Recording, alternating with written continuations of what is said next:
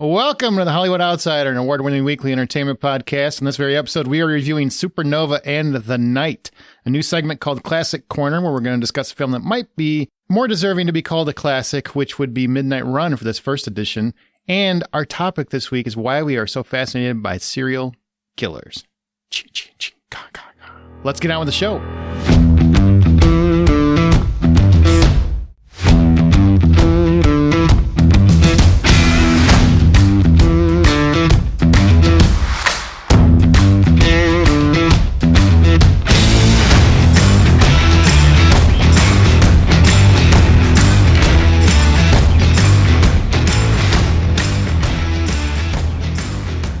My name is Aaron Peterson. Joining me today are my fellow host, John Davenport. Hey, nerd. How are you? I'm doing wonderful, Amanda Sink. Hello, hello. We are actually recording this on YouTube Live for the first time, so we're just trying it out. So if you're watching on YouTube Live, you probably could be doing other things, but thanks. If you're listening on podcast form as usual, welcome back. And also, you're welcome because you get the edited version. Yes, you get all that stuff that you didn't, like, when we were trying to figure stuff out. You don't have to hear any of that. Right. You don't have to hear my stutter. No, they'll still hear that. I'm fairly certain that'll come up at some point. All right, well, what do you need to do? Not much. You know what? It's been a couple weeks since we've had John really excited about anything. And then this trailer comes out, and I just want to point out, like, before we talk about the Godzilla vs. Kong trailer, which, fantastic, looks exciting, looks great. Before I even saw the trailer, it came out, and then before I even saw it, your Facebook profile picture had changed, your cover photo had changed, Twice. You'd already posted it, and you'd already posted about it. So am I fair to assume that you are really looking forward to Godzilla vs. Kong? You know, it'd be more accurate to say that I have absolutely nothing to look forward to in my life but Oh my this. God, that's dark.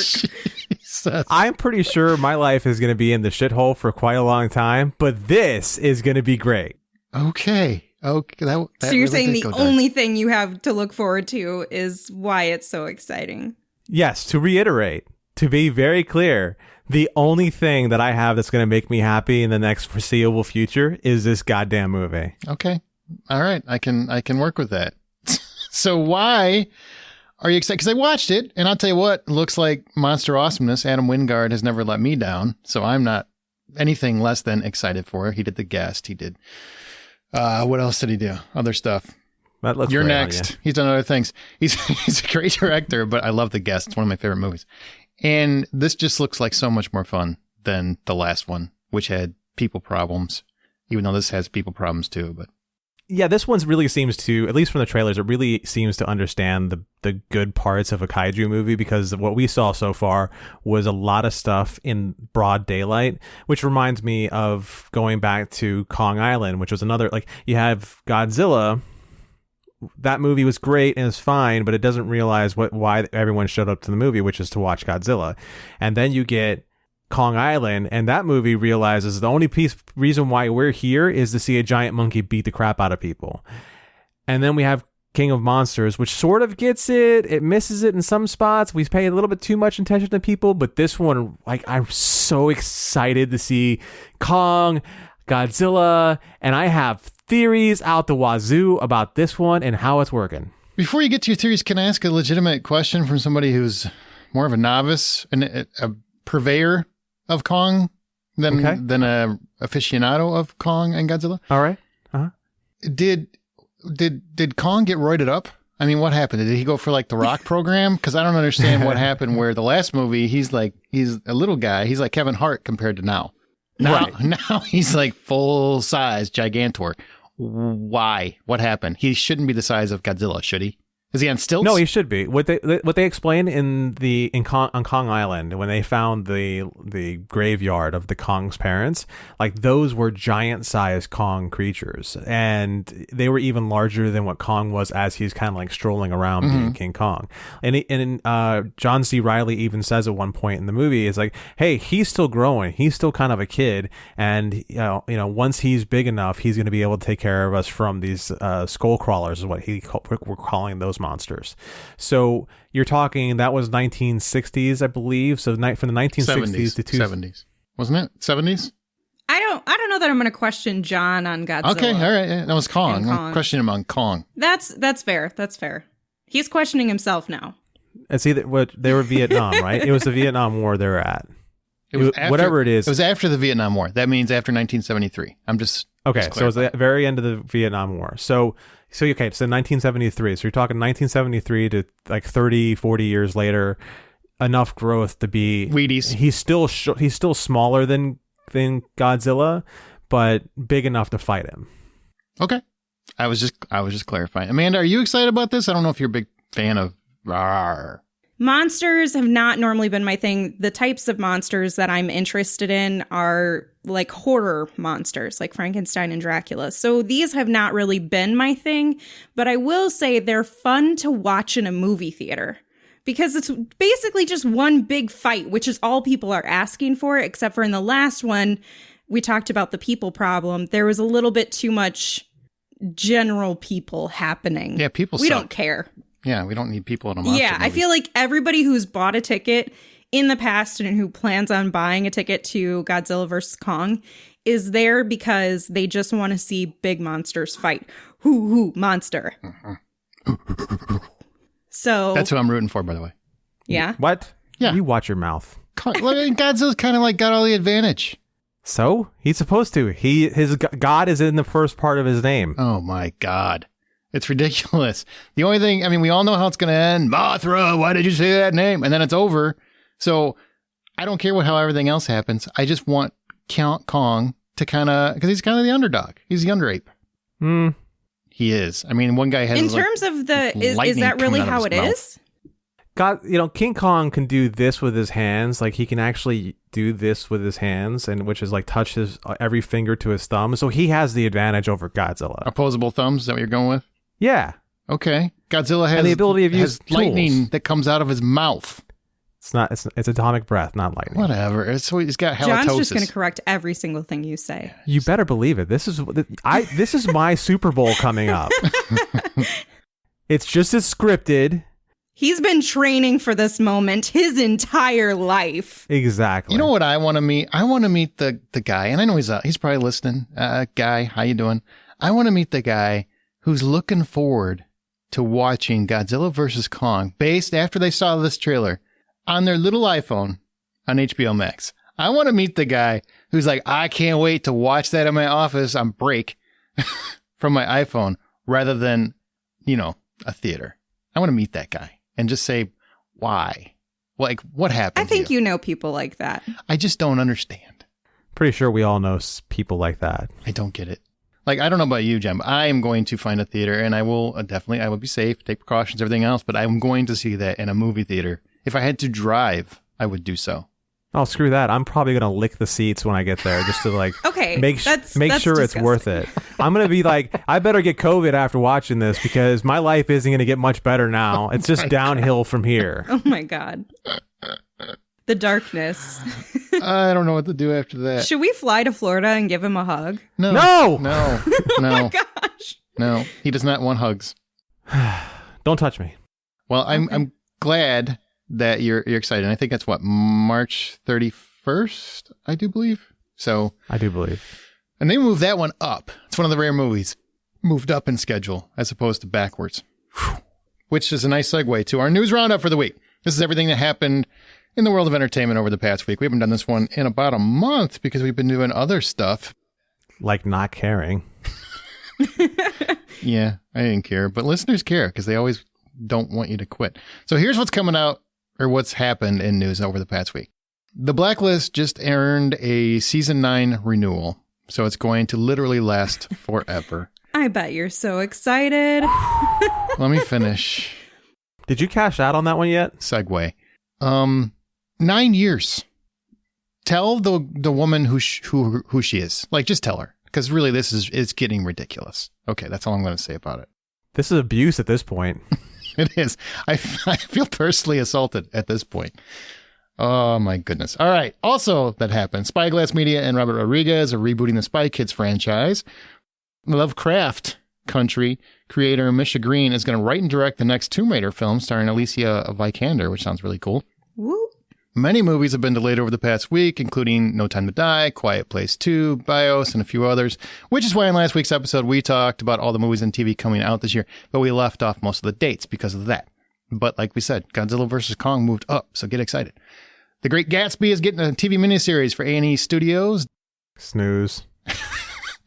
Disney Plus has pulled films like Peter Pan, Dumbo, The Aristocats, and Swiss Family Robinson from child profiles because of their, quote, negative depictions and or mistreatment of people or cultures.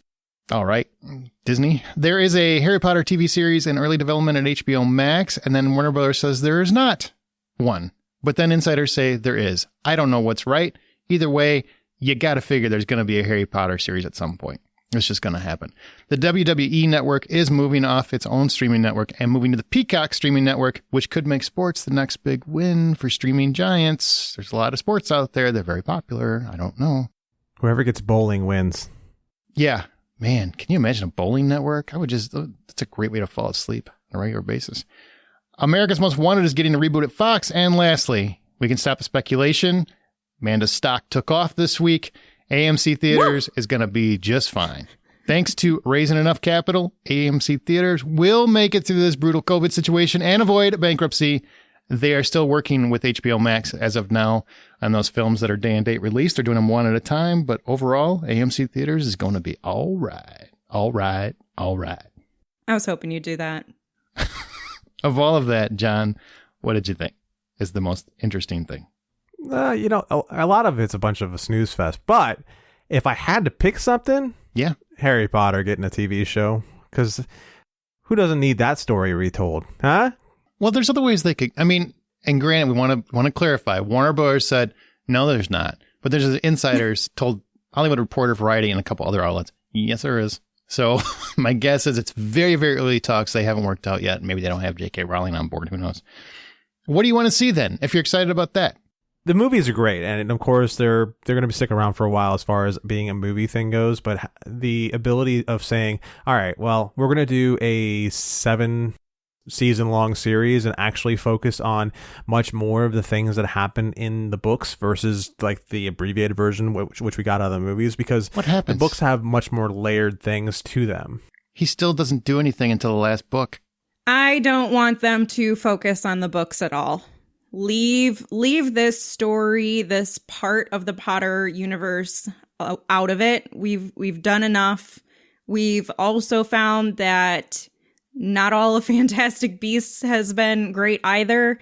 So we just need to... I believe that last 2 years ago when that second movie came out, I believe someone was saying it was one of the best movies ever. It was like a 9.5 or some nonsense. And someone wouldn't let that be amended. So because you can't, you gotta tame your This hype. is what we call a teaching moment, It Amanda. was teaching, and I've learned from it. No, we're bringing it back, because sometimes you got to like hammer away at these teaching moments where it's like, be very careful as to what you call the very best movie, because then you get stuck with like saying Winnie the Pooh gets 10. Really? She stands by that though. I do stand by that. Uh-huh. That was an incredible film. You could shut up. Godzilla vs. Kong is going to be a 10, maybe a 20 in your books. I don't even want to hear it. You've already given it. Hey, whoa. I'm just saying. Let's be serious. If we're going to start pulling that, what did I give King of Monsters? I don't remember. I gave it like a 5.5 or a 6, maybe a 6.5 at most. Well, you're wrong on that one. That was better than that. Okay, you son of a bitch. Anyway, my point was that there is a lot more that we can do with Harry Potter. There is so much time and so much magic that we can explore. I really want us to get away from Potter and get away from this specific time period and these specific characters. As much as I love them, and I do love them, it's just becoming tiring. And I know there's going to be a lot of resistance if it's anything attached to J.K. Rowling. There is. People can think what they want. I mean, she's a great writer, so. I'm curious how that will unfold, but I really think there's so much more we can do, and it's just trying to capitalize on the name. If we're doing a TV show with similar characters or similar storylines or expanding on something we've already talked about, if you liked Harry Potter, then you liked Harry Potter. If you didn't like it, then you didn't like it. I don't think we need to expand on it. I didn't Don't like raise it. your hand. I want to follow like Slytherin for a while. I mean, they're always There's kind some of dark characters that we could follow, and there's just make I mean, new ones. Just make it like, I mean, Hogwarts hasn't been there for just 7 years or 8 years or whatever. So like, go earlier, go show when Snape was all about Harry's mom or whatever, and show that scene, or something along those lines. I mean, show me something else. I would like to follow a different sorting house. Is that what they're called, right? Because Harry Potter got really mundane for me. I just felt like every movie was I only read the first book. I didn't read any more than that. So every movie was the same thing. Harry Potter doesn't really do anything. He's chosen one. He's special. Keep him safe. Somebody saves him. There's a bad guy. Somebody saves him. That's every movie. Da da da da. Then the last movie comes and he finally gets to do something. And it's really not that big. But he's a chosen one. I get it. I just want to get away from all of that and just do Slytherin. And just, or one of the other sorting houses, and kind of follow them as they get into hijinks. So they learn about magic, and maybe they fight with the darkness within, something along those lines. So Godzilla. Well, outside of Godzilla, I'm actually excited about this Tomb Raider news that came out. Yeah, Misha Green's really talented. Yeah, I mean, their Lovecraft Country took a completely different turn than I was expecting, even though I kind of knew what to expect going in based on what they had told us about it. It was still really creative, and it makes me excited, especially having female on board, to direct a female-led film. And I think she's talented, and I think it'll be good, and I'm excited for her career to get a little bit more traction. I actually read the book for Lovecraft Country, and the show improves on the book. That's always a huge compliment. That is a huge compliment. Like, the book is fine. The show is better. For the show is better than the book? I never read the book. So yeah, the show is actually better than the book, because what it does is it actually hits at a few things much harder than the show does, and really lets it sit in those moments, and then it improves on other aspects of the book that are just not as powerful or strong, and really lets you sit in those moments, and it's much more artistically or thoroughly thought out. Okay. Well, there's not a whole lot else. I mean, there's a lot of stuff, but really nothing I get too excited. I think it's weird that Disney Plus is pulling Peter Pan and the Aristocrat. I just let parents parent. It's not your job, Disney, to parent. And I get it. I guess they're doing it to protect themselves, but I don't know.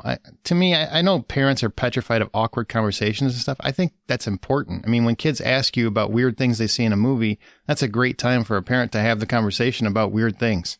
So, right. Or things that they don't understand, so they think are weird, that aren't necessarily weird.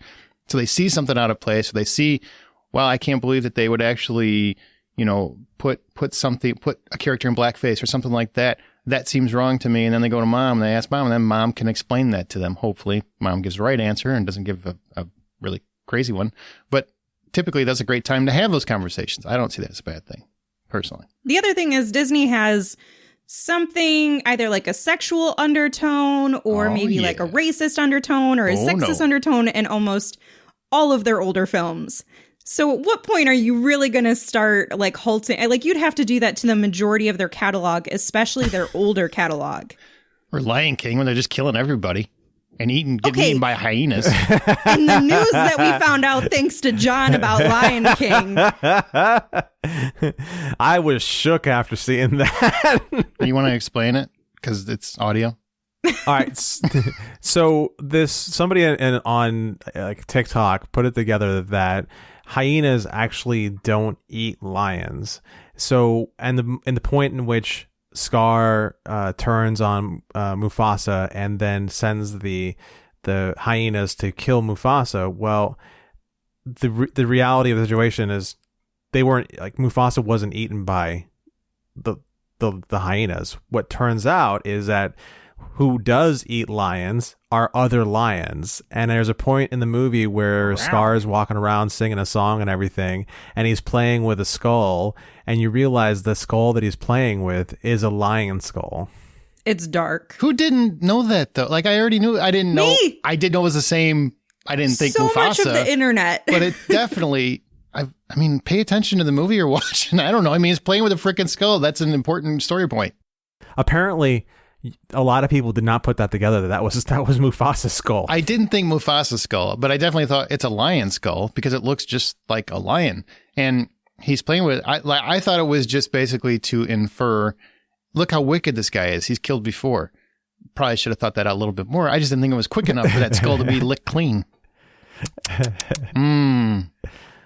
Leave nothing behind and waste not, want not. Oh, exactly. Okay, well, on that note, remember, you can always find more information at thehollywoodoutsiders.com. You can join our Facebook group, or we're on Twitter at @BuyPopcorn. Our show is independently funded, and Patreon does help fans support their favorite podcast. Once you sign up for our Patreon, which is at patreon.com/thehollywoodoutsiders, you get immediate access to all content in your respective tier, and you get some early content as well. Amanda's doing WandaVision right now. That you'll get that a couple days early. You can get a Bad Movie Night for Mulan. We just talked about that one. And there's some interesting, maybe offensive things said in there. And then we have a bonus episode every month as well. So definitely, there's a lot of content. And shout out to Andrew Jeeves, because he's a longtime listener who just pledged for the entire year. Thank you. Thanks, Andrew. Yeah. What a champion. Hero. Patreon.com/thehollywoodoutsiders. All right, we've got 2 reviews for movies that are coming out this Friday, January 29th. We're recording this, obviously, before then. Amanda, take it away. The first one is The Night I Saw It, you lead. Yes. So after a night out with friends, an exhausted married couple, Babak, Nita, and their baby take shelter in the grand but eerie Hotel Normandy. Throughout a seemingly endless night, mysterious disturbances ruin their night's rest as Babak and Nita soon realize they're locked in with a malevolent force that hungers for the dark secrets they've kept from one another. Easy for you to say. Easy for me to say. Aaron, sometimes and often horror films are used as an allegory for something else. Is that present in The Night, or is there anything otherwise deeper meaning here? Yeah, but I can't say. Okay. So, I mean, the whole movie is very reminiscent of, and I said this in my written review, which you can find at the site, combination of The Shining and 1408. So a Stephen King concoction in a way. It's really about how these people are trapped by both their own past as well as by this particular hotel, and they have to kind of piece things together if they ever want to hope to escape. And it starts very, very slow and cautiously, but the allegories are very pointed once you get to a certain point in the film. But unfortunately, the beauty of the movie, I think, is watching it unravel, kind of putting the pieces together, seeing if you can figure it out before our characters do, and then realizing that you either nailed it or you got something wrong, and then you get to the ending as well, which is a big, might confuse you, might blow your mind, might see exactly what you thought you wanted to see. Mm. In your review, which you so nicely plugged a few minutes ago. You're welcome. You mentioned that there is minimal dialogue in the film, which always is interesting. What do they use as a substitute to draw the viewer's attention? Well, there's a beautiful sound design by Nima Harara.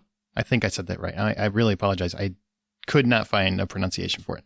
But there's beautiful sound design that kind of accentuates the dread, the direness of the situation. And there's still dialogue. It's not like there isn't any. It's just minimal. There's really only 2 characters speaking for the most part. A couple supporting characters pop up here and there, but they're pivotal to the plot that I'm really big on not spoiling stuff. And it's mostly in Iranian or Farsi, which I thought was fantastic because often, it's a U.S. production, and I think it's the first U.S. production that's been allowed to screen in Iran in 40 years, which, is worth being commended. But it's primarily in Farsi. So you've got a large portion of the film in this where you actually have the lead character speaking Farsi. And why that is interesting to me, why I think that's important, is because too often in films like this where you have a couple that are of the same culture, the same nationality, ethnicity, whatever, and they speak a different language than English, they always talk to each other in English but with an accent. And it drives me crazy because, like I've said many times, my wife is a different ethnicity than mine, and she speaks fluent Spanish. But when she's around her family, she always speaks Spanish because that's primarily what they use. So in movies, it always bugs me. It's like, you're doing that for our benefit, but that's not true to character. And here they really stayed true to character in that respect. I like that a lot. So in your review, you also mentioned, you commended the two lead performances and the director being Karash Ahari, and the two leads being Shabab Hussain and, now I'm going to mess this all up because I already did the two, Nuisha Jafarian. Mm-hmm. And between the director and the two leads, which you commended both of them, which is more of a standout, the director's take on the film or the two leads' performances? I think the performances are really what sells it. Director does a great job. Ahari does a great job of building atmosphere. There's a lot, like I said, there's a lot of sound design. There's a lot of pounding shocks. There's atmospheric changes. There's he's not afraid to let a scene play out, which I really appreciate in any kind of psychological thriller, where it will hang longingly on a character's face while things build behind them, around them. Maybe you hear noises outside of them, those kinds of scares. I really appreciate that.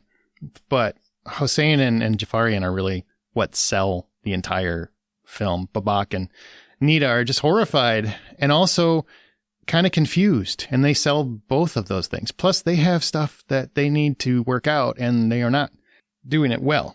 So as we kind of find them trying to work those things out and trying to figure out what's going on, their characters go up and down in terms of psychosis, which is, I think, they're wonderful. So if the full price of admission for the night were $10, what are you giving this film? I give this one $6. Okay. Yep. All right. Supernova is one that Amanda saw. This is our second review. And then we're going to move to our topic this week. But Colin Firth stars as Sam and Stanley Tucci stars as Tusker. I just love that name. I don't know why.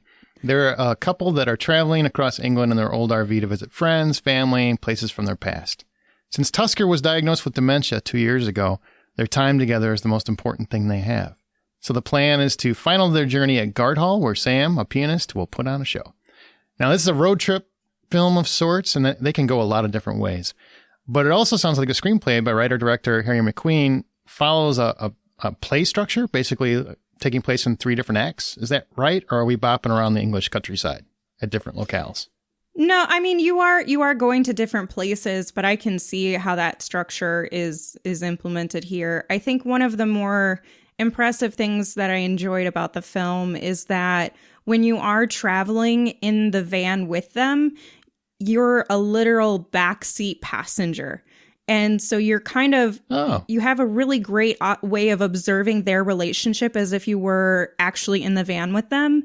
And so I know if, in my personal opinion, whenever I'm around a really funny or cute couple, I look at them with admiration. And I think this gives us the opportunity to see it through that observer's eye, but then you do get moments where you're actually invested in and sitting in their perspectives, if that makes sense.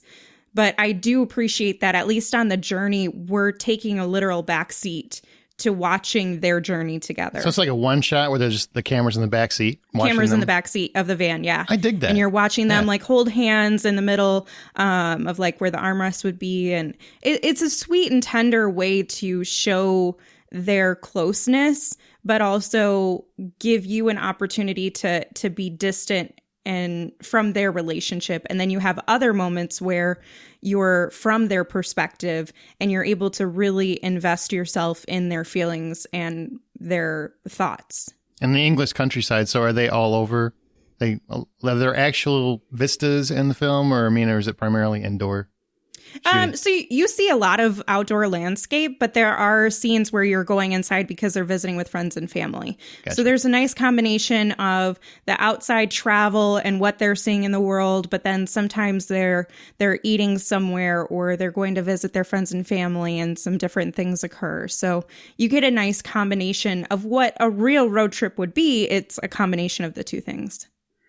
So Kellen Firth and Stanley Tucci are a couple struggling with their insurmountable odds, obviously. But I want to know, how is their chemistry? Like, do you understand why Stanley Tucci wants to be the king's man? You know what I'm saying? They are actually a really sweet couple.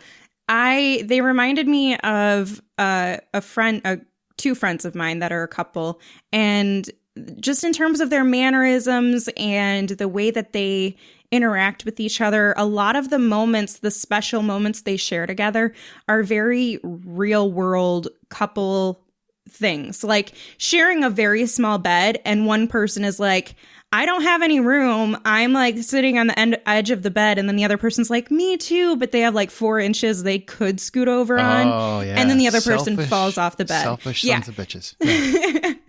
So it's those very real world problems that I think tries to, because we obviously have to talk about that this is a gay film. This is about two men together in a relationship, which doesn't get this standard platform in most cases. If it is about a gay couple, it's so much about them being gay.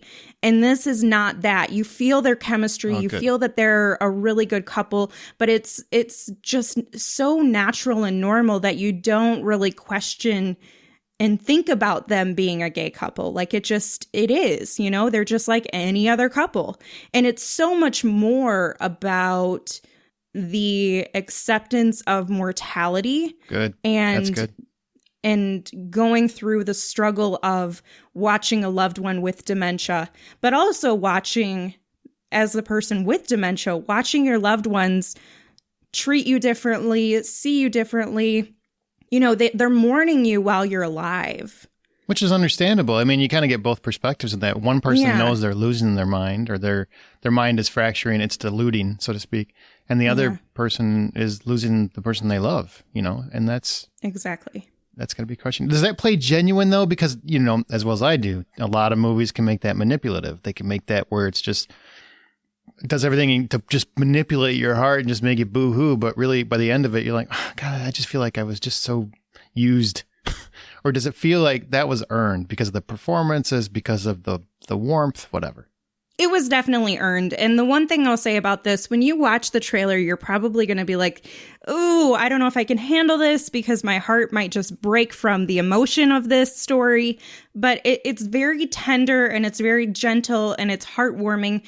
It's so simple in so many ways where you don't feel like they're just trying to make you drain all of the H2O in your body from tears. That's not what's happening here. You might cry, you might tear up and cry a couple of times, but that's not really the goal here, because the goal is to try to comfort you in a way, the same way that Stanley Tucci is trying to comfort his partner, Colin Firth. And so I think that's what's really sweet about the film. I tell you what, I'm still really mad about Schitt's Creek, because ever since that show, I tend to be crying during things more often than I ever have before. And I don't like that. I would really like to just... show's the devil. Yeah, it is. It really is. Like I was watching 24 and I got misty-eyed. And I'm like, what? What the hell? Where'd that come from? It broke you! Yeah, the show Schitt's Creek broke me. Do you feel like the film had more to say than similar films on tough topics? Or do you feel like it was more about, it's a relationship, they're struggling, but it's really about the love?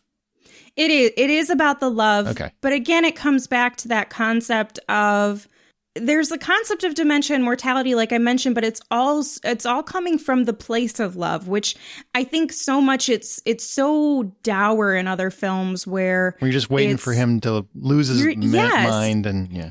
Yeah, and you watch that person crumble, where you see moments of those fractures and you see a bit of the sad moments, but it's so wrapped in the love from both characters because they care about each other so much. And it really becomes, and they have stressful moments because, you know, anybody who deals with something like this, a disease like this, where they can feel themselves losing control of their life. And if they're very strong-willed, they're not going to want to accept losing control of their life. And so a lot of those types of personality people will say, no, that's not going to happen. When I get to this point, I don't want to be in that position anymore. Well, your partner isn't going to want to lose you either. So then there's that kind of grapple with each other of, do I let you go? Do you accept being let go? Do you accept your disease as it is? And it's very subtle the way those messages come across. And it's not so abrasive for the people who are watching, because it's so ingrained with love and care. Okay, so $10 is the full price of admission. What do you give Supernova? I'm going to give it $6.50. Okay. You know what I'm really bummed is that when you say Supernova, I just feel like science fiction epic is what it should be.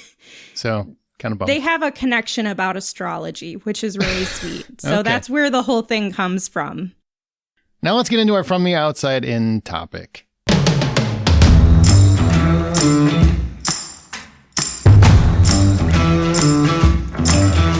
Serial killers. That's what we're talking about. Serial killers. People that kill lots of other people. With the little things coming out, we thought it would be interesting to ask why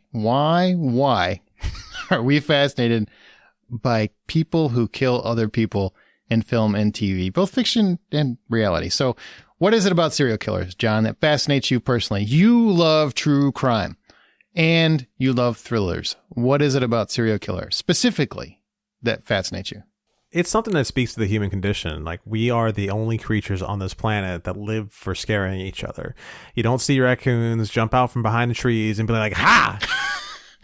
Look, it's me, Bob. And like, oh my God, Bob. Woo! You got me there. You got me again. You got me again. Oh, man. Woo, that's so funny. It's so fucking funny, you asshole. You don't, like, that doesn't happen in wildlife. So and if it does happen, then somebody's dying. But in real life, it's something that we can't help but look at. It's like, why can't we just drive by a car accident without looking for the head that's rolling down the side of the street? Wow, I'm getting really dark about this. We're awful people, is what we are, is what you're saying. Yeah, we really are. We really must see some death and destruction, and it makes us feel better on some sort of weird connection. Yeah. You know, I think there is something absolutely, and it's more fiction, because I feel differently with fiction than I do with like reality. When I'm watching true crime, I am disgusted. I'm disturbed. I'm horrified. Oftentimes I have to stop because I listen to true crime a lot on my runs, or I'll listen to a documentary on Netflix and just listen to it as I run, kind of thing. And that will make me stop. I have to stop because I will get so just upset or angry or whatever. But when I'm watching a movie, I'm fascinated. Absolutely fascinated that, like, I'm captivated about a person who is killing repeatedly and they're always taunting the police. So part of me wants to see if I can figure it out before the movie tells me who, because, you know, it's usually somebody that you've already met, like somebody who's hidden in the crowd. So it's also kind of a mystery. And it's fascinating to me. Like, why do you do it? It's the psychology of it. You know, Amanda, you have a bachelor's in psychology. I'm just throw that out there. You love to tell people. I'm tell everybody too. I didn't know I do, but okay. Here, let me pick this up for you. You just dropped it. Why do you get fascinated with that? Because I would think at some point you've been studying it for so long. Don't you just not want anything to do with it? No. In a fictional standpoint, because I'm sure so much of it is like, oh God, that's not real psychology.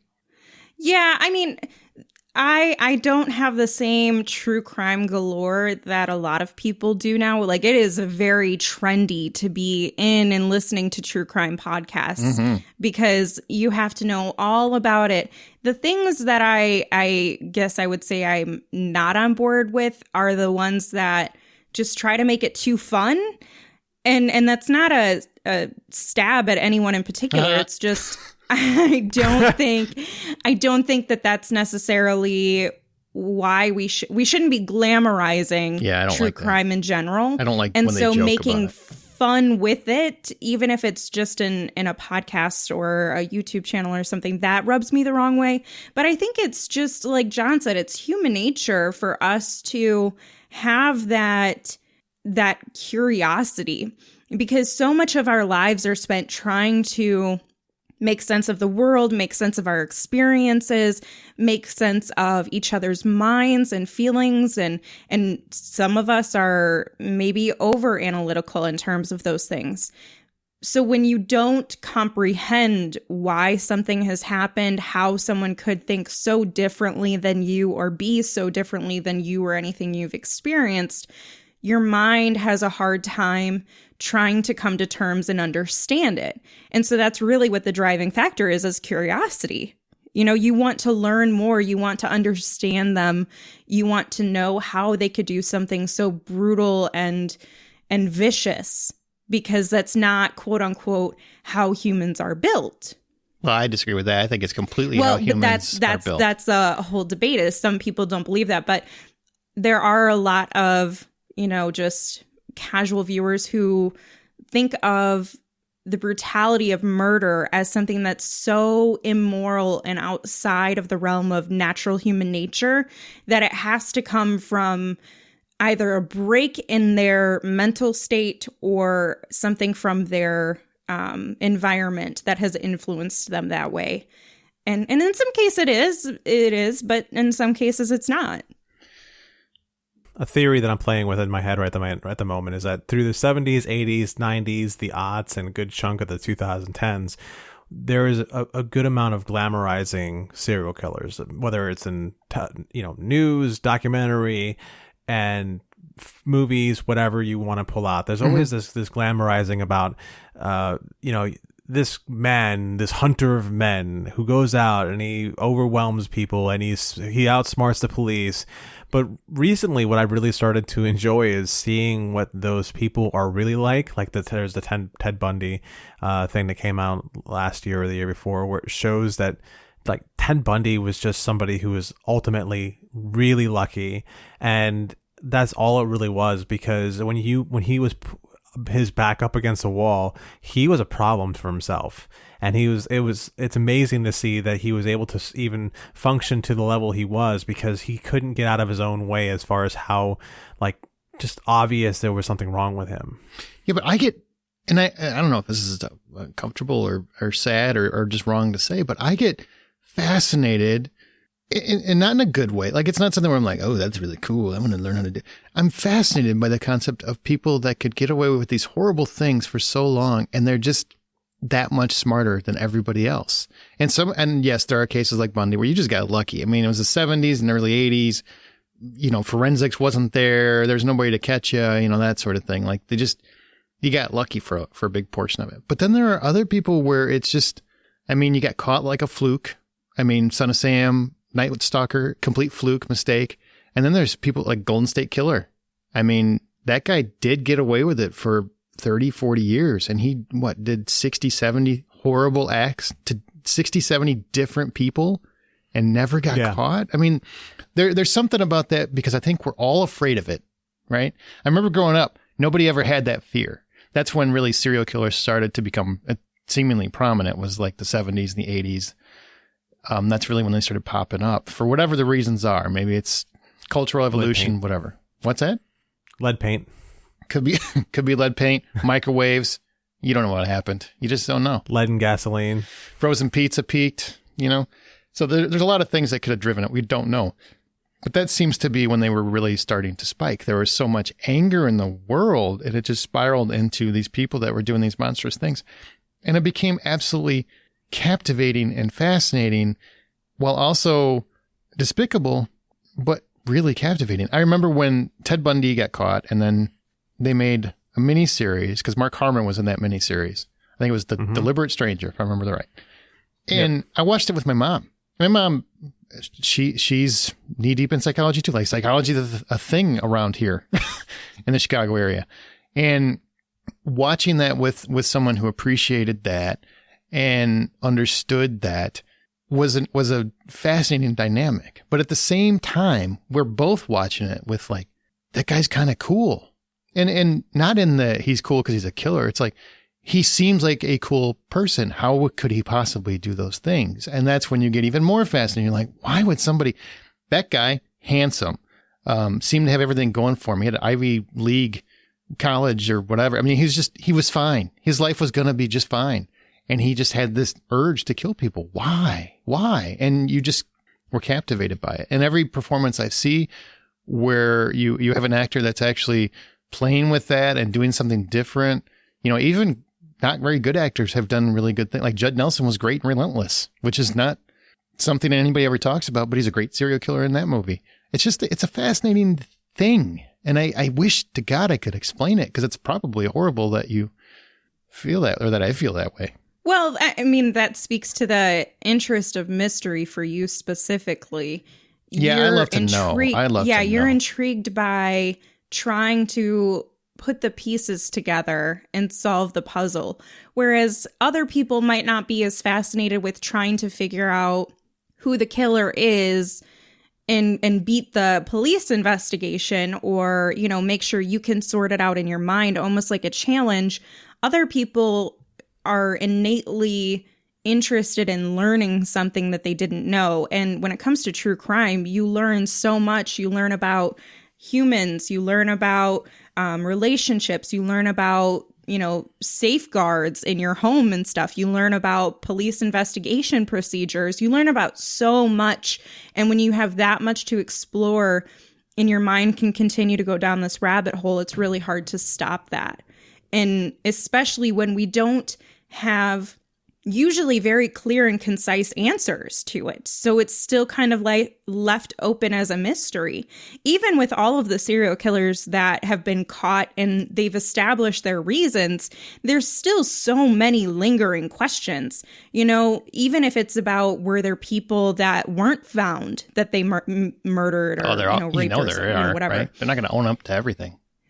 Some of them do because how many you got? 16? I killed 16. Crazy. Yeah. Definitely 16, not more. Oh, you got 18? All right, I forgot those two. I was tired at one time. Do you guys have a memory of a fictional one? I don't mean, you know, a true crime one. A fictional portrayal of a serial killer where it haunted you after you saw it, or bothered you, got under your skin. For example, you know, everybody talks about Silence of the Lambs and Hannibal Lecter, right? Everybody talks about Hannibal Lecter. He's great, which he is. He's great. But on the same token, Buffalo Bill is the one that freaked me out. Put the lotion in the basket. You know, when he does that whole little dance and just everything about it is just horrifying. It's like, that guy is probably out there, and that scares me. The one I think of is Peter Cushing from Copycat. I don't get why you love that one. Maybe it's because he's so normal. Maybe that's what it is. That's exactly right. Okay. That's what makes him such a problem. He's, you know, the actor himself is actually somewhat of an attractive guy. He is able to blend into a situation. And then as you're watching the movie, you realize he's kind of everywhere in her life, and you don't pay attention to it the first time. Yeah. You know, when she's first attacked, he's actually in the audience of that whole seminar where, Harry Connick Jr. attacks her in the bathroom. So there's a lot of things in that movie. And because Peter Cushing is such, like, again, he is somebody who blends in and was able to get as close to somebody as possible. And also, again, killed a lot of people and nobody suspected anything from him. I wouldn't say that this one haunted me, but it did sit with me because it was more... It was so grounded in the potential of reality, and that would be American Psycho, where he's basically this really handsome, nice guy, and there's debate on if he actually did it or if it's all in his mind. But still, let's talk about the actual killer moments.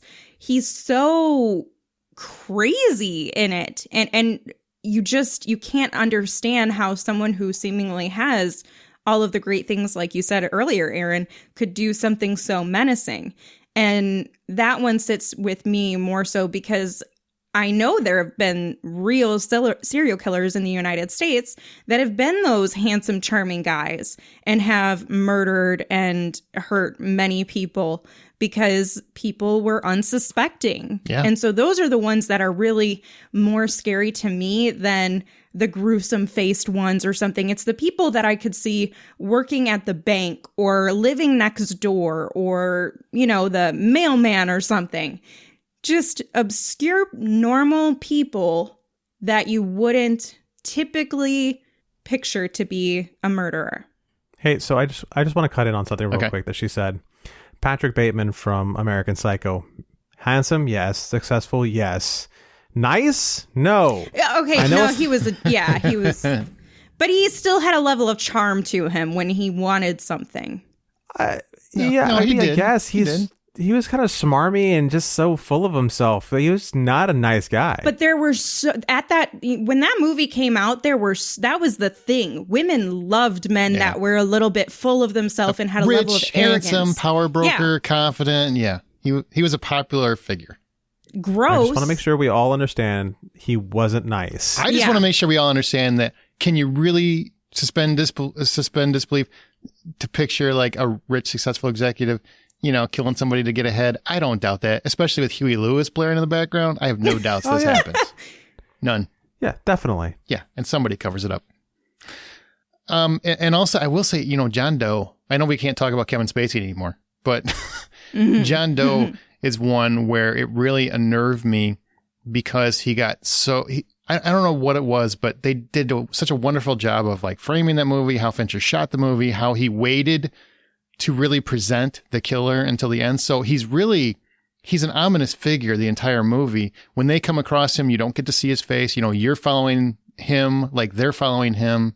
And it just made him more menacing. And then when you see him and then he has that monologue in the back of the police car and everything he says is true, is like, you only caught me because I let you. And it makes you think like, that's a lot of killers. Like there are a lot of people that have done this and gotten away with it. So it kind of really hit a nerve too.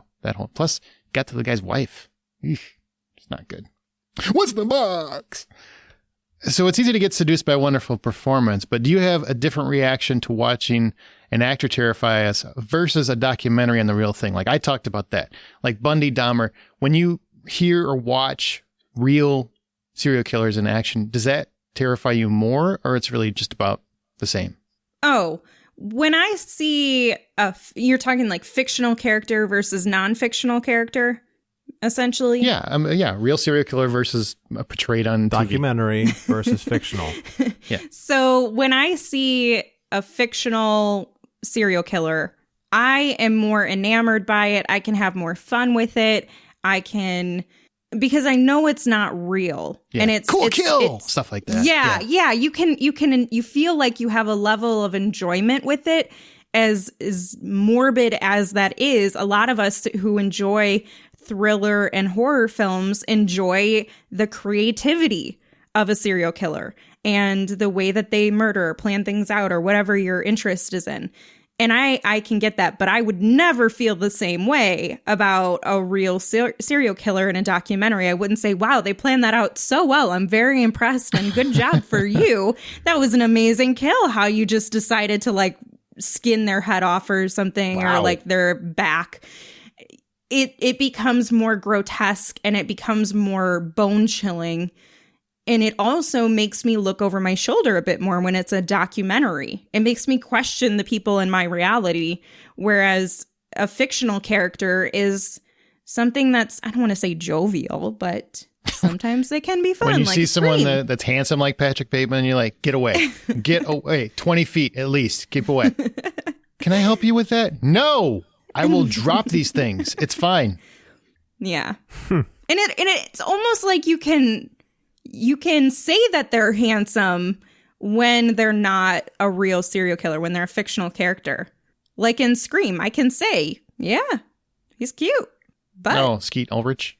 Yeah, he's cute. I can get that. But Ted Bundy, even though he's a good-looking guy, you just feel dirty even saying that. Yeah, exactly. Just like, he's handsome. Ugh. And they Jeremy always... Renner played him once. What's that? He is Jeremy Renner actually played him once. One of my favorite performers. Grumpy Cat's not handsome? No, he's not. He does look like Grumpy Cat. His face is very Grumpy Cattish. Okay. He's a decent looking guy, not in that movie. I mean, if your options are limited, sure. This is a weird conversation already. Go ahead. Sorry, I don't want to put him in a hurt locker. What are you trying to say, Amanda? Oh, no. To his point, I was just going to say that's Jeremy Renner's portrayal as Jeffrey Dahmer was actually one of my more favorite ones. Because My Friend Dahmer or something like that, right? Is that the one? Yeah. Yep.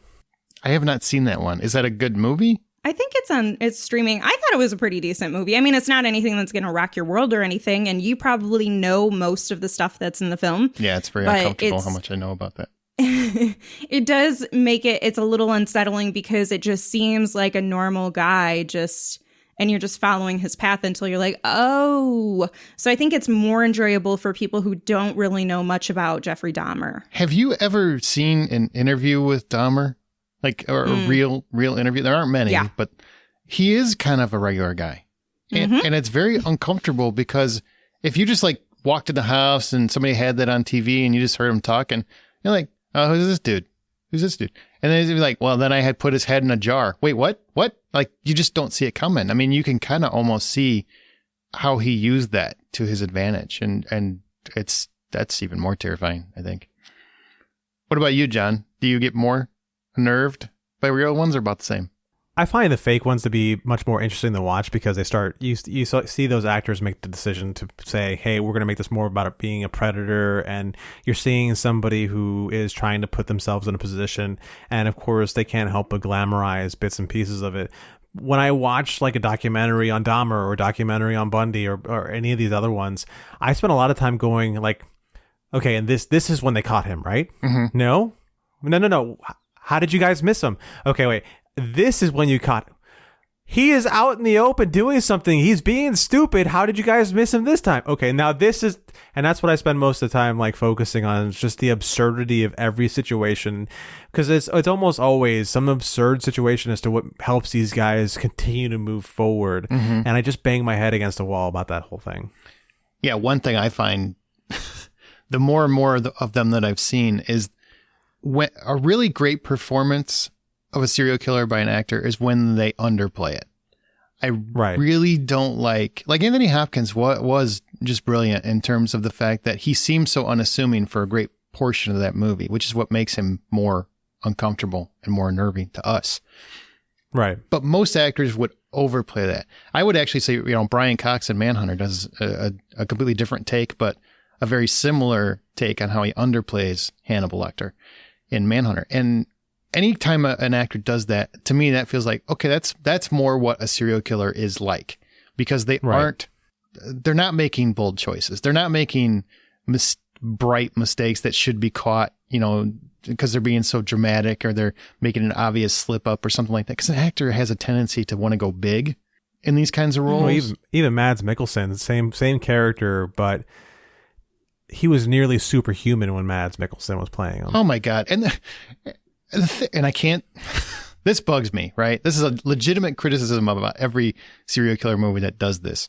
When they constantly drop their little hints to that they're a killer, like, oh no, what are we having for dinner? I bet you taste marvelous. Stuff like that. Just random nonsense like that. A real serial killer would do everything they could to mask that, because they've been practicing.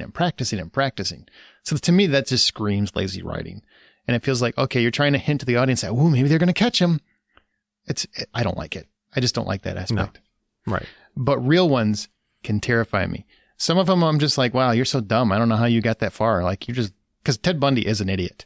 Like, when you really watch the documentary, you kind of feel like you're a lucky idiot. Oh, all of them are lucky idiots. Dahmer was another case of poor kid got away from Dahmer. Cops caught the kid. Oh, that's a horrible story. And Dahmer shows up, and the kid's all got a drill bit sticking out of his head and everything. And Dahmer's like, "Oh, my boyfriend and I were having a fight," and the cops were like, "Ooh, let the gay guys walk away while we don't touch it and get the gay on us." That guy should have been charged. By the way, the cop should have been. Mm-hmm. Yeah, he should have been. That's a whole different story.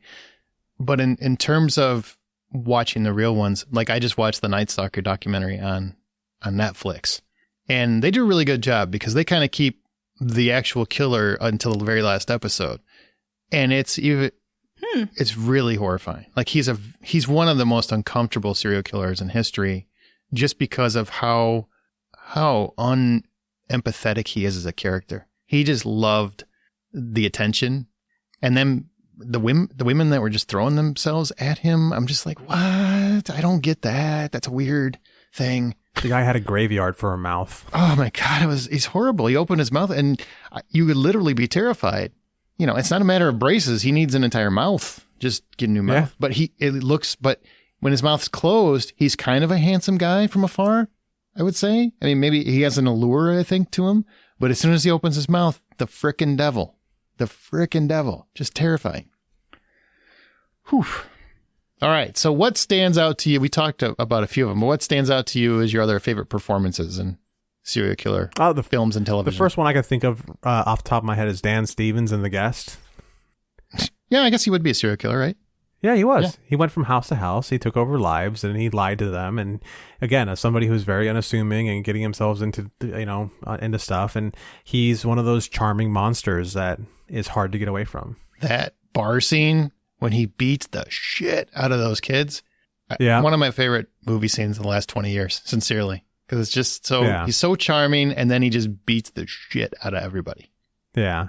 Another one that really pops to mind is Charlize Theron in Monster. Oh, great one. The Eileen Wuornos story. Yep. Great one. Oh my God. Like, it's so hard to watch that movie and go, that's Charlize Theron, because she completely disappears into that role. And she, anything you know about looking at her being one of the most beautiful women in Hollywood, when you see her in that role, you're just like, what am I looking at? Because that's all her. What that reminded me, like her performance was so raw. It reminded me a lot of like Henry Rooker and Henry. Did you ever see Henry? I don't know if you ever saw that one, but I don't know if I did either. I don't think so. Henry Rooker played a serial killer. It's called Henry, Portrait of a Serial Killer. Very disturbing movie. Her Monster, kind of similar, but but Michael Rooker just looks like Michael Rooker. So the transformation for him is, it's like literally one step. He just walked in the door. Right. Hers is about 48 steps to get from what she looks like to make herself look like that horrible, horrible person. She deserved the Oscar for sure. Yeah, she really did. She was amazing. And then finally, again, like I already mentioned him once, but William McNamara's Peter Cushing from Copycat. Again, I think he's pretty great just because he's really what a serial killer is. All right. Amanda, what do you got? One from television that's popped into my mind, and it's a more recent one, is Martin Whitley from Prodigal Son, played by Martin Sheen. Oh, he's so good in that. I just watched the episode today. On my lunch, I was watching that.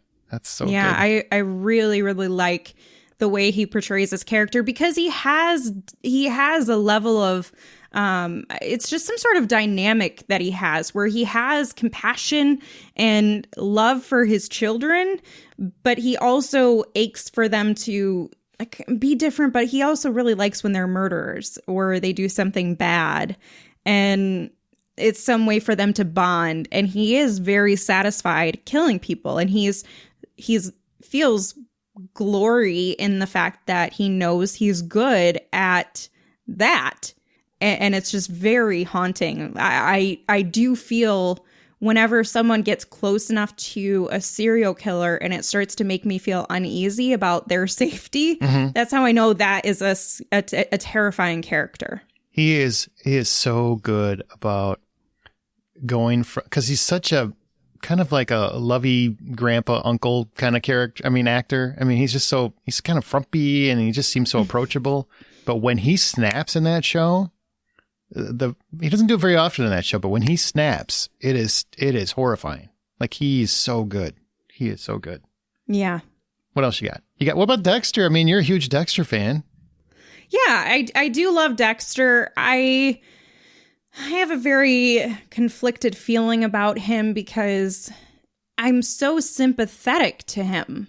Because it's so weird when you're rooting for the serial killer, right? You're like, good job, buddy. It's bad because I don't always feel like he's the bad guy. Like, he's taking out for generally bad people. And so it's like, ugh, I don't know. It's fictional. It's not really that bad if he's taking out the bad guys for us.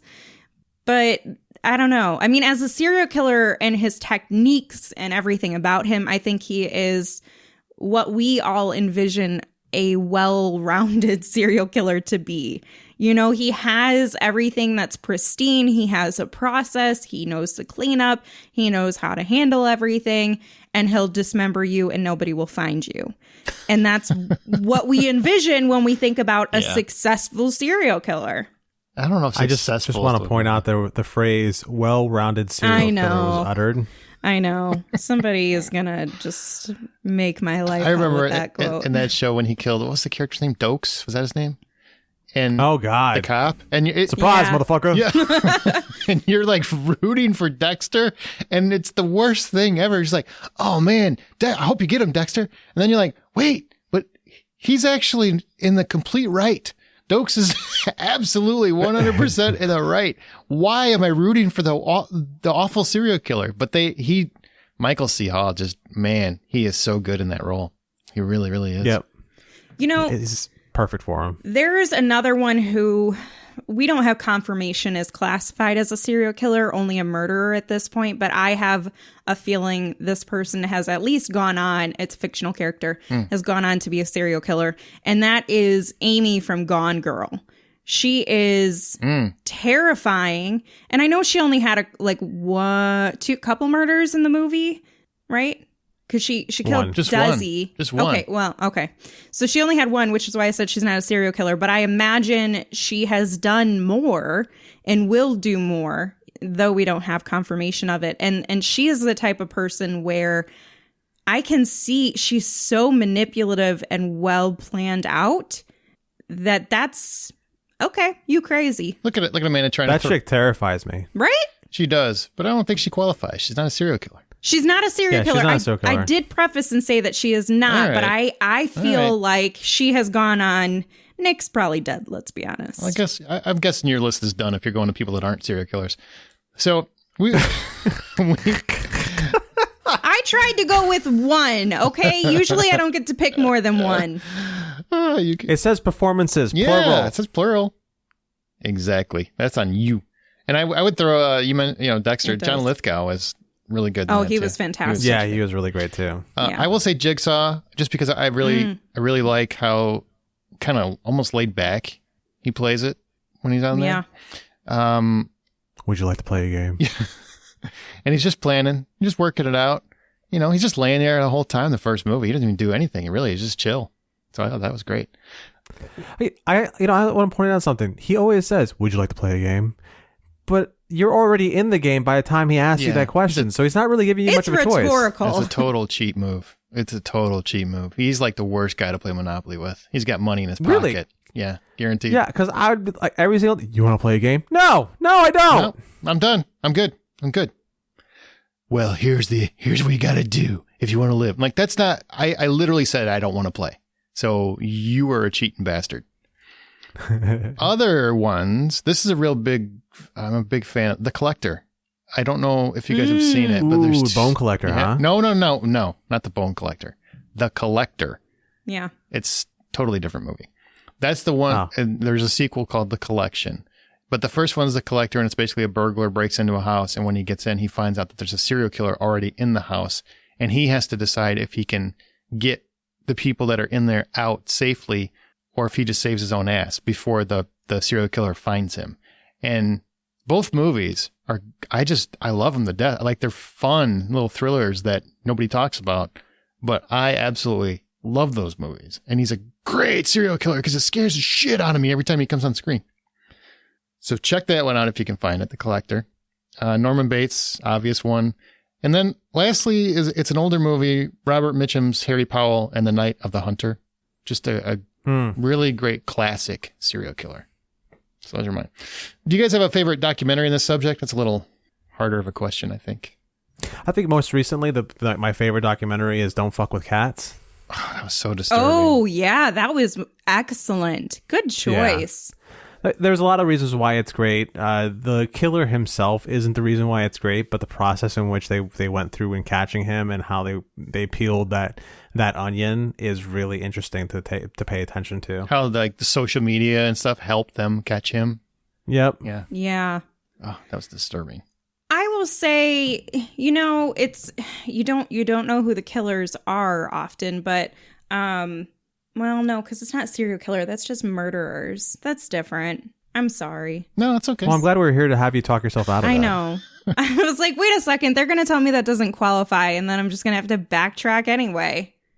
I'll give you a real documentary. This is The Zodiac. It's about the Zodiac killer. Find it, watch it. Oh, that's another good serial killer movie. Fascinatingly detailed. Movie's very good, too. But there's a movie called The Town That Dreaded Sundown. And it's shot like a documentary, but it's not. But much of it is real, but also there's stuff that's not. So it's like real facts and it's fictional.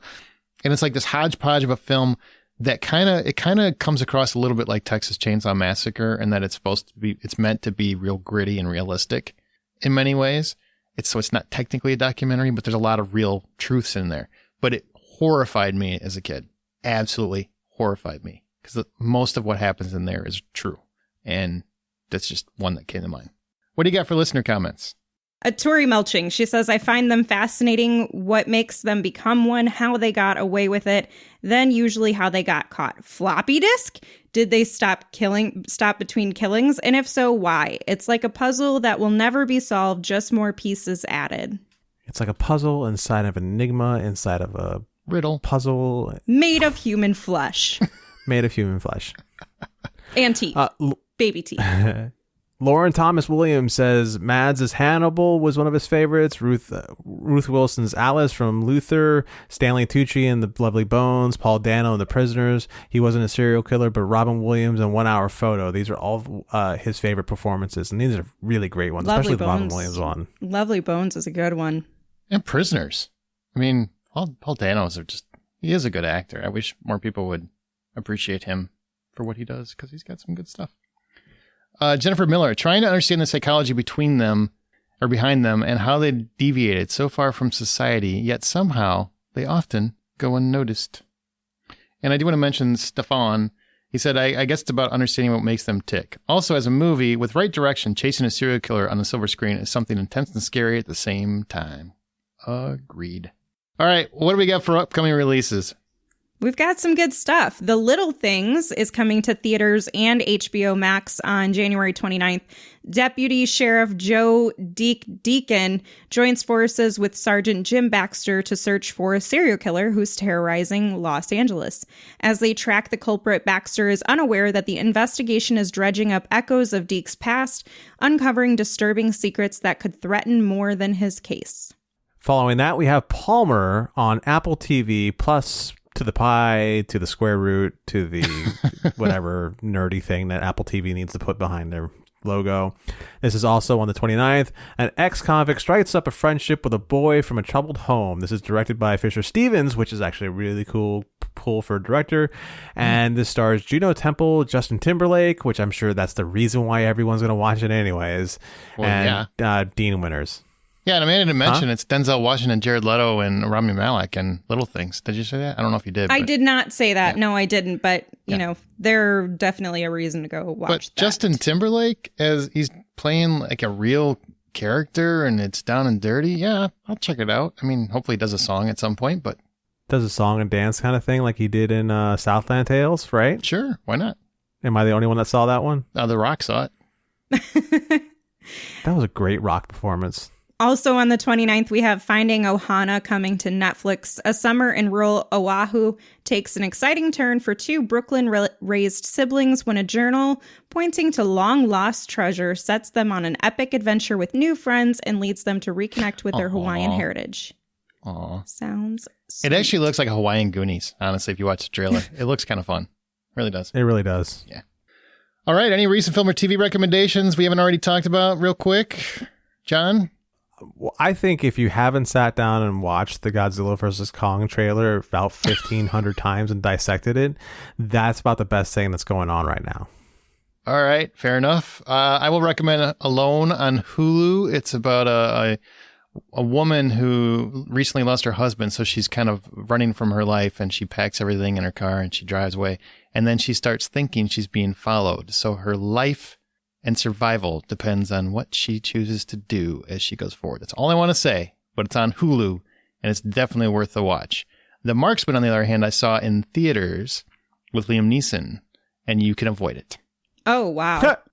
Good to know. He has a specific set of skills, and they're too old to be used. And he's used all of them up? Yeah, they're all used up. I really can't wait for him to do Police Force or Police Squad. Yeah, I'm sure. Because it's about time for him to stop trying to use those skills and go back to the comedy. I agree.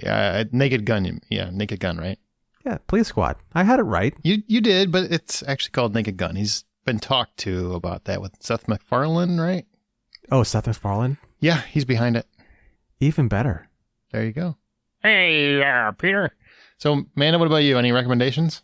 So, I finished Orphan Black. I'm finally done with the series. You already recommended that one. You got anything new? But I finished it. Cool. You got anything new? Okay, that's great. Move along. Well, I don't have anything else then. I was just really excited to talk about this. Okay. quickly. We've already heard about it. No, so- it's okay. It was really great. I'm Okay. very impressed with Tatiana, and that's all. Tatiana Maslany is the best. I can't wait to see her as She-Hulk. So talented. I could not believe that these were all these characters that she were all her, but they were so different. Yeah, every single one was different. So She crazy. deserves. She should have gotten an award for that role. Speaking of Tatiana Maslany, I did start watching Perry Mason. I saw the first episode. That is worth a sit. It gets better as it goes. Yeah, it is like dirty and gritty and gross the whole time, but I'm dark. really into that first episode. I love the vista, the visuals, the backdrop. I love it. Absolutely love it. Yeah, it's pretty great. I mean, everyone needs a bath and a shave, but it looks pretty great. I don't know which one in which order, but yeah, it looks pretty great. Matthew Rhys does a really good job as it goes. So, Amanda, we started this thing, I think it was your recommendation, a weekly streaming recommendation. So you get assigned a network and you have to find something to recommend, whether you've seen it or not. And you have Hulu. So what is your recommendation? So my recommendation is a film called Beach Rats. It follows a teenager named Frankie on the outer edges of Brooklyn as he struggles to reconcile his competing sexual desires, leaving him hurtling towards irreparable consequences. Oh. Yeah, it's honestly, the performances were pretty good. The story was really interesting. And if you're one who is maybe drawn to that inner complexity of trying to find yourself and accept yourself, and especially when it comes to an LGBTQ story, this is not like Supernova where it's very overt. It is so much about him trying to accept himself and I guess even figure out if he is gay, because that is something he's contending with. And he has a woman that he's trying to make a relationship work with, and it's just seeming really difficult for him. And so it's him trying to come out to himself, basically. Beach Rats? Beach Rats. It's only a couple years old. We're moving to Classic Corner. But first, we want to say, share your thoughts on this episode or anything else in our Facebook group or on Twitter @BuyPopcorn. Our site is thehollywoodoutsiders.com. Our email is feedback@thehollywoodoutsiders.com. Please rate and subscribe us on your preferred podcast app. And lastly, you can find John's artwork on Insta and Twitter @RJohnDraws, Amanda on Veronica's Marshmallows and Smirk and @Sink Into This, me on The Blacklist Exposed and Presenting Hitchcock and @Aaron Smirks. Now, Classic Corner. Midnight Run is the film we're talking about, so shout out to John Parrish for picking our first one for this hopefully monthly segment. What we did was we chose a film that is at least 30 years old. All three of us watched the film before the recording, and then ultimately decide if it deserves to wear the crown of a classic film. Midnight Run follows bounty hunter Jack Walsh, played by Robert De Niro. He's a disgraced cop out for one last score, one last job for his bail bondsman, Joe Pantoliano, Joey Pants as he's called in the business, as he seeks to bring in an accountant named Jonathan Mardukas, played by Charles Grodin. He skipped bail and embezzled $15 million from a vicious mobster named Jimmy Serrano, who's played by Dennis Farina. And he's vicious. Vicious. I'm going to kill you, and then I'm going to kill your fucking wife. That guy. Terrifying. Along the way, the mob wants Mardukas dead. John Ashton's Marvin Dorfler is brought in to steal away Mardukas from Jack, and the FBI's Alonzo Mosley is bringing everything down to get Mardukas back to testify against Serrano. So Midnight Run debuted in 1988. It was directed by Beverly Hills Cops Martin Brest, and written by George Gallo, who also wrote Bad Boys and Relentless, that movie I talked about earlier. And it's a mostly unknown favorite of mine, which happens to feature Judd Nelson as a serial killer, if I didn't say that. Okay, so Midnight Run. Amanda, this was your first time seeing this. Indeed. So we're asking you first, what did you think, and does it hold up for a movie of today? Man, I really enjoyed it. Really? I really, really, really liked it. Because you're used to seeing Robert De Niro like the last 10, 15 years, right? I mean, you're... No. I mean, yes, like that's my more recent memories of him, but I've definitely seen him in some of his older works where he was just a cool badass and he wasn't some old grandpa and like Meet the Parents or whatever. But yeah, he was a lot of fun here. He was hilarious. That's actually probably one of my more favorite things about this movie in particular is the humor, because I don't laugh at movies anymore the way that I do 80s films. 80s films just have such a different style of humor that you just don't get anymore, where it's just nobody gives a fuck. Nobody cares what they're, you know what I'm saying? Yeah. Like, they just don't care. And he is just so brash and just says what's on his mind and doesn't care about anything other than his end goal. And it's a fairly simple story that gets a little bit messy, and it's fun along the way. So There's a couple nice chickens back there, Jack. That's so funny. John, what do you think? Do you think this movie holds up for you? To some degree, it does really still hold up for me. It got like the relationship aspect of it. It really plays out much more like a love story than it does anything else. You know, guy meets guy. You know, they don't like each other. They start to build a respect for each other, and then guy has to let guy go because he starts to really care about him and wants to see him continue to live and be free. And like it's kind of a beautiful story that way. Well, when you put it that way. Mm-hmm. Am I wrong? No, she's not at all, which is why I said like it is okay, fine, you sold me. It's a romance. You know, it's the kind of thing in like guy friendship that like some people may really need in their life, where it's just a mutual respect is built off of life experiences, and it's just great. The film itself really does take its time with everything, which is something that movies these days don't do. Like, it was a good 20 minutes before we saw Charles Grodin, and that's fine, and that's okay. It lets us sit with our primary character or our first primary character for long enough to get to understand why we shouldn't like him but should like him both at the same time. And then Charles Grodin's there to be able to carry the movie. Grodin. Huh? You keep saying Grobin. It's Grodin. Grodin. I've heard it both ways. No, you haven't, but go ahead. Whatever. He has when he's speaking. He hears it the other way. Right. When I say it, I hear it the wrong way. Anywho, like, he's able to carry the movie for the majority as far as being able to allow for the comedy and allow for the fun, and his just delivery of being kind of quirky and dry at the same time was awesome. He's so dry. So the thing I love about his sense of humor, and De Niro is great. Like, I mean, this was like picture-esque De Niro for the 80s, because he was totally riffing off his own characters. I mean, because he had played so many just dark, gritty guys. So the idea that he was making this guy who would make jokes randomly, but it was mostly just yelling, you know, and he was just, will you start by shutting up? Just stuff like that. And he's just constantly yelling at everybody. But Grodin is so dry, so completely dry throughout the entire movie. And I think he only has a couple scenes where he actually gets animated. The one where he's on the plane. These things go down, they can't go up. You know, it's a fantastic scene. But most of it, he's just playing dry, and he's just getting under Jack's skin throughout the entire movie, which completely works for me on every level. Because I already know you for all of 2 minutes, and I already don't like you. Gee, thanks. I like you too. I really like you. It's so funny. Just so funny. So yeah, to me, it definitely holds up. I was actually kind of surprised how well it holds up. I watched it with my wife, and she had never seen it, surprisingly. And she said she loved it. She just thought it was a great movie. It's so fun. To me, this is like classic 80s. All the way. Yeah, all the way. Yeah, all the way. Just everything about it. But it also, I mean, because Martin Brest directed it, he also did Beverly Hills Cop. It's a very similar feel in terms of the action comedy. I mean, it's not quite as outlandish because you don't have the Eddie Murphy. I mean, De Niro is no Eddie Murphy in terms of comedy. Right. But they play with what works. They make a really fun buddy action comedy that really works.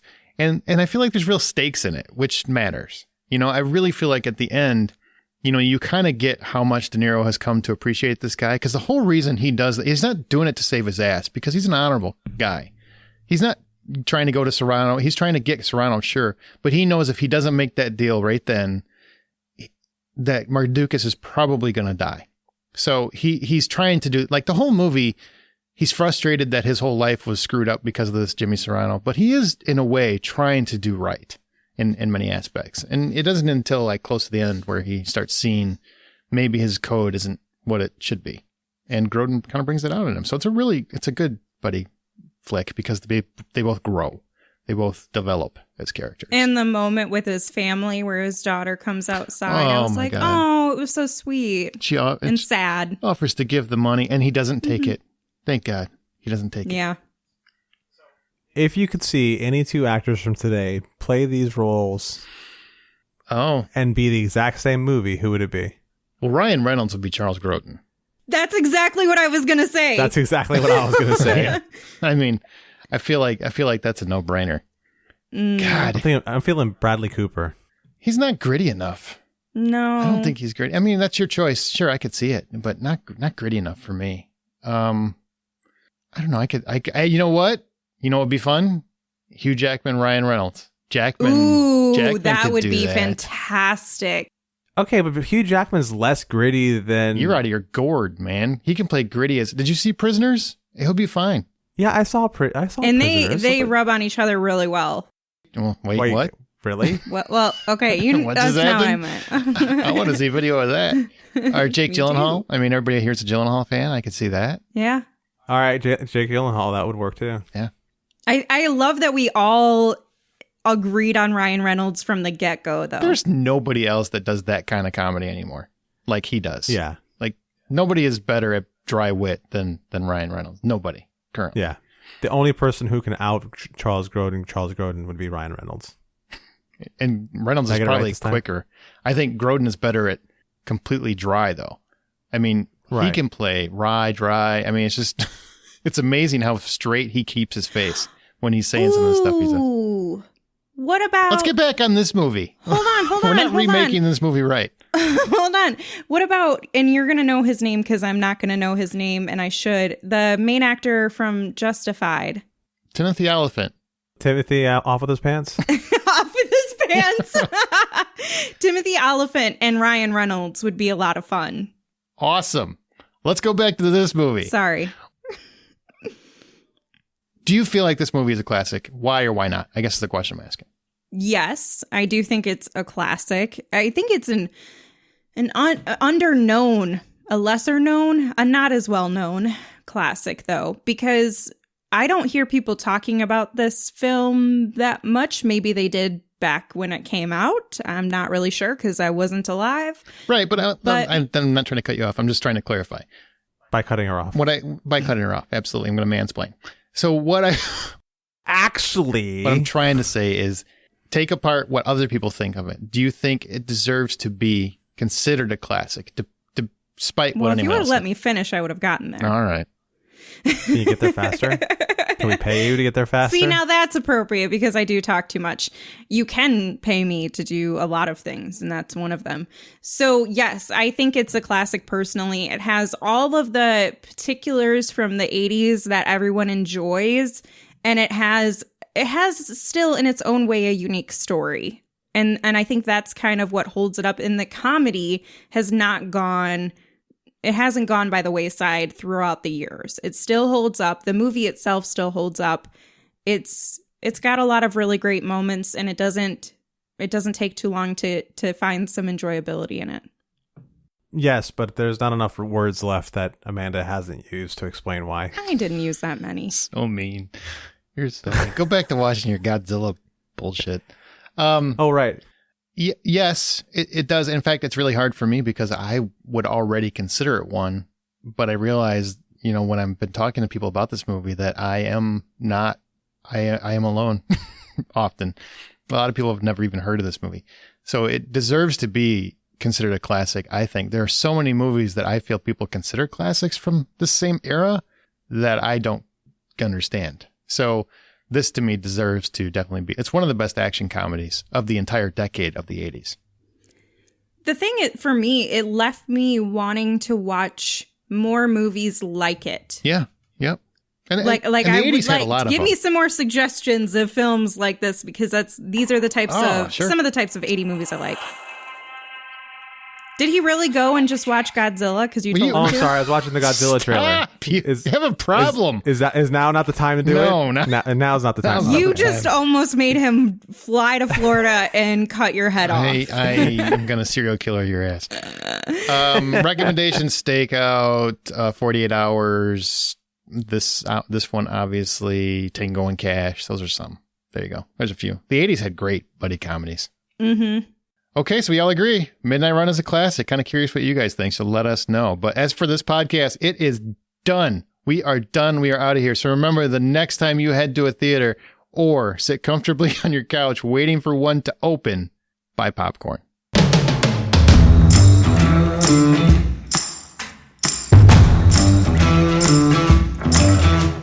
Yeah, big old monster movies have not been my thing. Like kaiju monsters have not normally been my thing. Your microphone is, just so you know, you got to put your microphone. You're not talking into it.